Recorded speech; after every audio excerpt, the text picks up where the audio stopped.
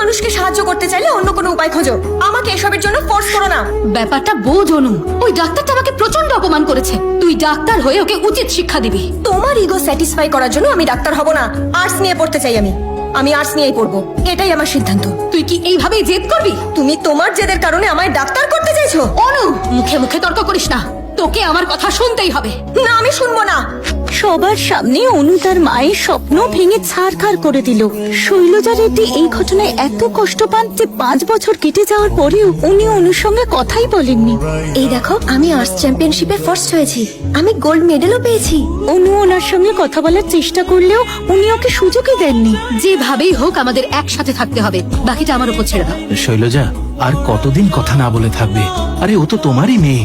শৈলজা রেড্ডির নিজের মেয়ে যদি তার কথা না শোনে, তাহলে অন্যরা কেন তার কথা শুনবে?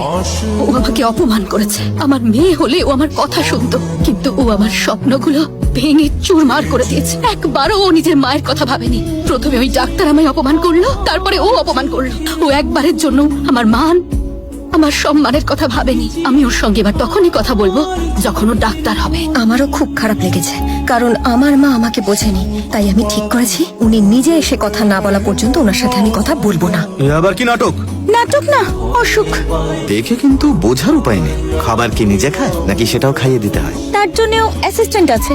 ওই দেখো কুমারী, মনে হয় অনুর জন্যই ওর জন্ম হয়েছে। বস, এ তো মেয়ে না পুরো আগুনের গোলা। কিন্তু একটা কথা বলি, এই মেয়েটা কিন্তু আপনার বাবাকে টাইট দিতে পারবে। আপনি শুধু বৌদিকে বিয়ে করে আনুন, বাকিটা উনি বুঝে নেবেন।